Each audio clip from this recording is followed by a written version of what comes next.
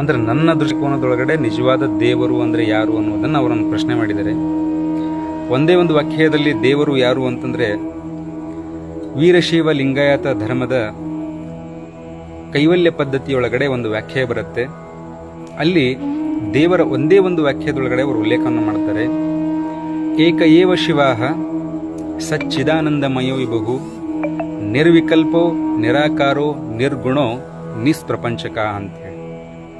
ಏಕ ಏವ ಶಿವಾಹ ಅಂತಂತಂದ್ರೆ ಇಡೀ ಜಗತ್ತಿಗೆ, ಇಡೀ ಬ್ರಹ್ಮಾಂಡಕ್ಕೆ, ಈ ಕೋಟಿ ಕೋಟಿ ಅಗಣಿತ ನಕ್ಷತ್ರಗಳಿಗೆ, ಈ ಗ್ರಹಗಳಿಗೆ, ಉಪಗ್ರಹಗಳಿಗೆ, ಈ 84 ಜೀವರಾಶಿಗಳಿಗೆ ಯಾರು ಸಾಕಿ ಸಲುತ್ತಾ ಇದ್ದಾನಲ್ಲ, ಆ ಒಂದು ಅವ್ಯಕ್ತವಾದ ಚೈತನ್ಯ ಸ್ವರೂಪಕ್ಕೆ ನಾವು ದೇವರು ಅಂತ ಹೇಳಿ ಕರಿಬೇಕು.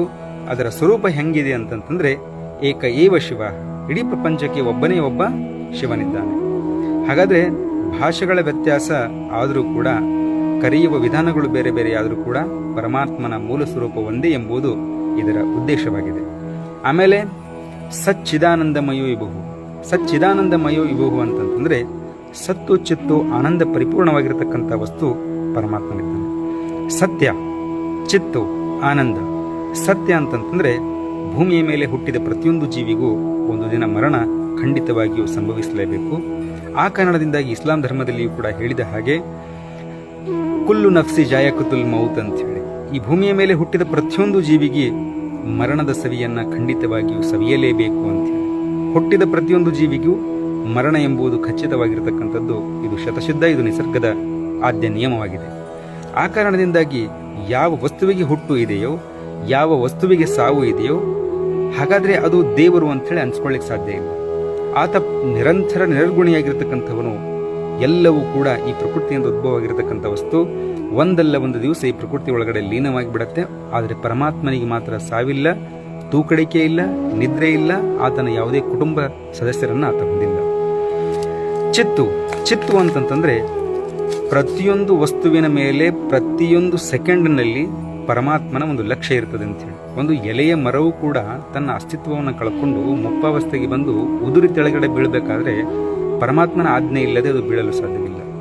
ಆ ಕಾರಣದಿಂದಾಗಿ ಇಡೀ ಬ್ರಹ್ಮಾಂಡದಲ್ಲಿ ಇರತಕ್ಕಂಥ, ಇಡೀ ಜಗತ್ತಿನಲ್ಲಿರ್ತಕ್ಕಂಥ ಹಿಂದೂ, ಮುಸಲ್ಮಾನ, ಕ್ರೈಸ್ತ ಎಲ್ಲಾ ಜನರು ಸೇರಿಕೊಂಡು ಒಂದೇ ಸಮಯಕ್ಕೆ ಪ್ರಾರ್ಥನೆಯನ್ನು ಮಾಡಿದರೆ ಪರಮಾತ್ಮನು ಎಲ್ಲಾ ಭಾಷೆಗಳ ಪ್ರಾರ್ಥನೆಯನ್ನು ಅಟ್ ಎ ಟೈಮ್ ಸ್ವೀಕರಿಸುವ ಸಾಮರ್ಥ್ಯವನ್ನು ಹೊಂದಿದ್ದಾನೆ.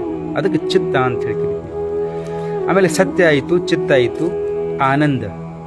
ಇಡೀ ಜಗತ್ತಿನಲ್ಲಿ ಭೂಮಿಯ ಮೇಲೆ ಹುಟ್ಟಿದ ಪ್ರತಿಯೊಂದು ಜೀವಿಗೂ ಕೂಡ ದುಃಖ ಅನ್ನುವುದು ಕಟ್ಟಿಟ್ಟಿರ್ತಕ್ಕಂಥ ಬುದ್ಧಿ. ಇದು ಮನುಷ್ಯನಿಗೆ ಸುಖ ದುಃಖ ಸರಿ ಸಮಾನವಾಗಿರ್ತಕ್ಕಂಥದ್ದು. ಆದರೆ ಪರಮಾತ್ಮ ಯಾವತ್ತೂ ಆನಂದಮಯವಾಗಿರ್ತಕ್ಕಂಥವನು. ಆತ ಸದಾ ಹಸನ್ಮುಖಿಯಾಗಿರ್ತಕ್ಕಂಥವನು. ಇಡೀ ಜಗತ್ತು ಎಲ್ಲೋ ಸೇರಿಕೊಂಡು ಆತನಿಗೆ ಪ್ರಾರ್ಥನೆ ಸಲ್ಲಿಸಿದರೆ ಆತನ ಗೌರವದಲ್ಲಿ ಕಿಂಚತ್ತೂ ಕೂಡ ಗೌರವದಲ್ಲಿ ಹೆಚ್ಚಾಗಲಿಕ್ಕೆ ಸಾಧ್ಯ ಇಲ್ಲ. ಇಡೀ ಜಗತ್ತೇ ಕೂಡಿಕೊಂಡು ದೇವನಿಗೆ, ಆ ಪರಮಾತ್ಮನಿಗೆ ತುಚ್ಛವಾಗಿ ಹೀಯಾಳಿಸಿದರೆ, ಬೈದರೆ ಆತನ ಗೌರವದೊಳಗಡೆ ಒಂದು ಕಿಂಚಿತ್ತೂ ಕೂಡ ಬದಲಾವಣೆಯಾಗುವುದು. ಅದಕ್ಕೆ ಆತ ಪರಿಪೂರ್ಣನಾಗಿರ್ತಕ್ಕಂಥವನು. ಅವನು ಸದಾ ಆನಂದ ಹಸನ್ಮುಖಿಯಾಗಿರ್ತಕ್ಕಂಥವನು. ಆಮೇಲೆ ಮತ್ತೊಂದು ಮಾತು ಬರುತ್ತೆ, ನಿರ್ವಿಕಲ್ಪ. ನಿರ್ವಿಕಲ್ಪ ಇದರ ಅರ್ಥ ಏನು ಅಂತಂತಂದ್ರೆ ಅವನಿಗೆ ಯಾವುದೇ ರೀತಿಯಾಗಿರ್ತಕ್ಕಂಥ ಮನುಷ್ಯನ ಊಹೆಗೆ ನಿಲುಕುವ ಹಾಗೆ ಆತನಿಲ್ಲ. ಮನುಷ್ಯನ ಕಲ್ಪನೆಗೆ ಆತ ನಿಲುಕುವವನಲ್ಲ. ಪರಮಾತ್ಮ ಹಿಂಗೆ ಇದಾನಂಥೇಳಿ ಯಾವ ಮನುಷ್ಯನಿಂದನೂ ಕೂಡ ಹೇಳಲಿಕ್ಕೆ ಸಾಧ್ಯ ಇಲ್ಲ. ಎಷ್ಟೋ ಯುಗಪುರುಷರು, ಪ್ರವಾದಿಗಳು, ವೀರ ಪೈಗಂಬರರು ಈ ಭೂಮಿಯ ಮೇಲೆ ಬಂದು ತಮ್ಮ ಸಂದೇಶವನ್ನು ನೀಡಿದ್ರು. ಆದರೆ ಪರಮಾತ್ಮ ಹೀಗೆ ಇದ್ದಾನೆ ಅಂತೇಳಿ ಯಾವ ವ್ಯಕ್ತಿಯಿಂದಲೂ ಕೂಡ ಇಲ್ಲಿವರ ತನಕ ಹೇಳಲಿಕ್ಕೆ ಸಾಧ್ಯ ಇಲ್ಲ. ಅದಕ್ಕೆ ನಿರ್ವಿಕಲ್ಪ, ಮನುಷ್ಯನ ಕಲ್ಪನೆಗೆ ಆತ ಮೀರಿರ್ತಕ್ಕಂಥವನು. ಹೀಗೆ ಇದ್ದಾನೆ ಅಂತೇಳಿ ಪರಮಾತ್ಮನ ಪರ್ಟಿಕ್ಯುಲರ್ ನಾವು ಹೇಳಲಿಕ್ಕೆ ಸಾಧ್ಯ ಇಲ್ಲ. ಆಮೇಲೆ ಹೇಳ್ತಾರೆ ನಿರಾಕಾರ. ಪರಮಾತ್ಮನ ಯಾವ ಆಕಾರವೂ ಕೂಡ ಇಲ್ಲ. ಆತ ಹೀಗೆ ಇದ್ದಾನೆ, ಆತನ ಸ್ವರೂಪ ಹೀಗೆ ಇದೆ ಅಂತ ಹೇಳಿ ಯಾವ ಮನುಷ್ಯನಿಗೂ ಕೂಡ ಹೇಳಲು ಸಾಧ್ಯವಿಲ್ಲ. ಅದಕ್ಕೆ ಇಸ್ಲಾಂ ಧರ್ಮದಲ್ಲಿಯೂ ಕೂಡ ಒಂದು ಸೂತ್ರ ಬರುತ್ತೆ, ಕುಲ್ ಹೂ ಅಲ್ಲ ವಹದ ಅಲ್ಲ ಉಸ್ಸಮದ್ ಲಮ್ಮಿ ಎಲಿದ ವಲಮ್ಮಿ ಯೂಲದ ವಲಮ್ಮಿಯ ಕುಲ್ಲಹೂ ಕುಫುವನ್ನ. ಓ ಜನರೇ, ಹೇಳಿರಿ, ಇಡೀ ಬ್ರಹ್ಮಾಂಡವನ್ನ, ಇಡೀ ಪ್ರಪಂಚವನ್ನ ಹುಟ್ಟಿಸಿದ ನಿಮ್ಮೆಲ್ಲರ ಪ್ರಭು ಒಬ್ಬನೇ. ಆತನಿಗೆ ತಂದೆ ಇಲ್ಲ, ಆತನಿಗೆ ತಾಯಿ ಇಲ್ಲ, ಆತನಿಗೆ ಬಂಧು ಬಳಗವಿಲ್ಲ, ಆತನಿಗೆ ತೂಕಡಿಕೆ ಇಲ್ಲ, ಆತನಿಗೆ ನಿದ್ರೆ ಇಲ್ಲ. ಆತ ಸದಾ ನಿರಂತರ ನಿರ್ಗುಣಿಯಾಗಿರ್ತಕ್ಕಂಥವನು. ಹಾಗಾಗಿ ಪರಮಾತ್ಮನ ಯಾವುದೇ ಗುಣ ಆಗಲಿ ಸ್ವರೂಪ ಆಗಲಿ ಇಲ್ಲ ಅಂಥೇಳಿ ಅವರು ಉಲ್ಲೇಖವನ್ನು ಮಾಡ್ತಾರೆ. ನಿಸ್ಪ್ರಪಂಚಕ.